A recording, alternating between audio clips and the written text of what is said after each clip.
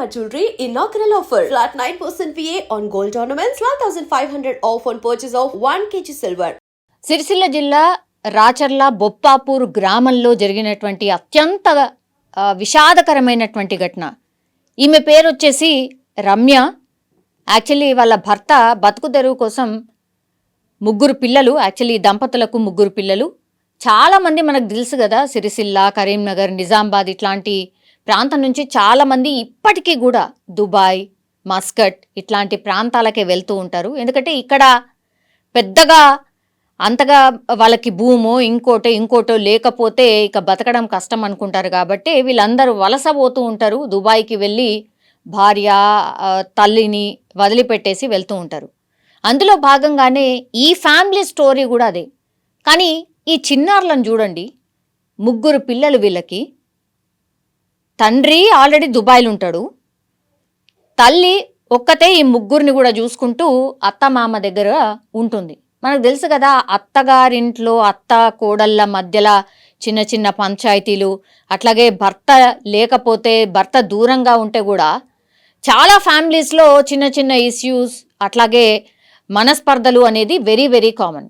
అట్లనే వీళ్ళ ఫ్యామిలీలో కూడా అత్తకు కోడలికి పడదు, రోజు ఏదో ఒకటి చిన్న చిన్న వాటికి గొడవ పడడం, ఇదంతా కూడా జరుగుతూ ఉంటుంది. ఇది అందరికీ కామన్, అందరి ఇళ్లలో కామన్ అనేటువంటిది. కానీ కొంతమంది తీసుకోలేరు. అంటే ఇంకెన్ని రోజులు, నేను ఇట్లనే పడి ఉండాలి, భర్త దూరంగా ఉంటాడు కాబట్టి భర్తకి ఏడ్చుకుంటూ ఫోన్ చేసి మాట్లాడడం, నేను ఇంట్లోకి వెళ్ళిపోతా, లేకపోతే నేను చచ్చిపోతా, ఇట్లాంటి మాటలు చాలా అంటే చాలా కామన్గా మాట్లాడుతూ ఉంటారు.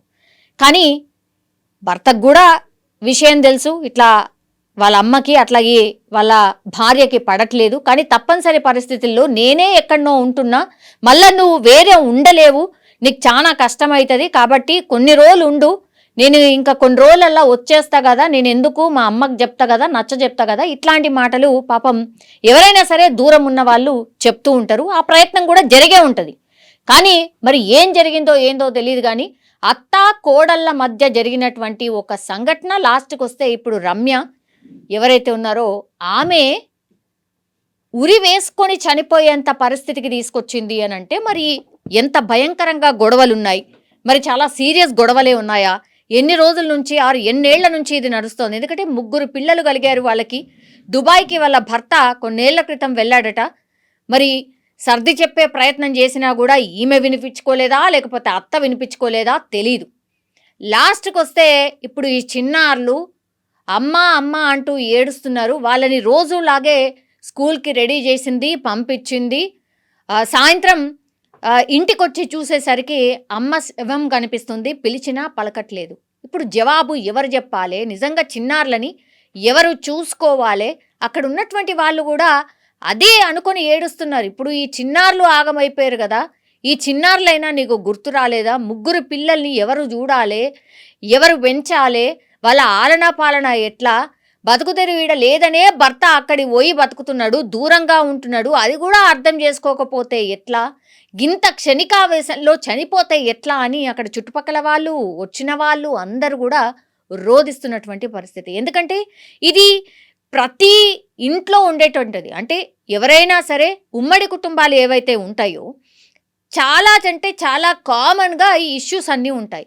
అర్థం చేసుకొని ఇన్నేళ్ల తర్వాత అర్థం చేసుకొని సర్దుకుపోవాల్సిందే. కానీ ఇట్లా చిన్న పిల్లల్ని ఆగం చేసి తల్లైనా తండ్రైనా ఇట్లా క్షణికావేశంలో చనిపోతే మాత్రం ఫర్దర్గా వాళ్ళ పిల్లలు అనుభవిస్తారు అనే ఒక చిన్న లాజిక్ని మిస్ అయితే పాపం ఇప్పుడు ఆ పిల్లలు అనాథలైపోయినటువంటి పరిస్థితి. రోజులాగా స్కూల్కి పోయి మేము వచ్చేసరికి అమ్మ మాకు ఏదో ఒకటి చేసి పెడుతుందిలే, అమ్మ మమ్మల్ని ఆలనా పాలనగా చూస్తుందిలే, మాకేదో తినిపిస్తుందిలే, ఇట్లా ఊహించుకొని వస్తారు కదా. ఒక్కసారి గుండె పగిలేలాగా వచ్చేసరికి అమ్మ శవం ఉంది, పిలిచినా పలకట్లేదు, వాళ్ళు అర్థం చేసుకునే స్టేజ్లో కూడా లేరు. చాలా చిన్న చిన్న పిల్లలు, వాళ్ళు ఏడుస్తుంటే చుట్టుపక్కల వాళ్ళు కూడా ఏడుస్తున్నటువంటి సిచ్యువేషన్. ఇప్పుడు వాళ్ళని చూసేది ఎవరు, వాళ్ళని పట్టించుకునేది ఎవరు, ఇట్లా అనాథలుగా మార్చింది ఎవరు? మీరు కూడా ఇట్లాంటివి చాలా సందర్భాల్లో మనం కూడా వింటూ ఉంటాం, చూస్తూ ఉంటాం.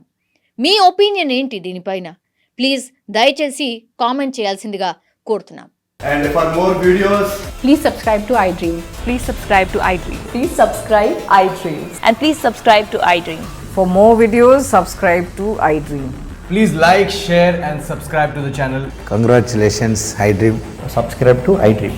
Subscribe to iDream. so subscribe to iDream Media.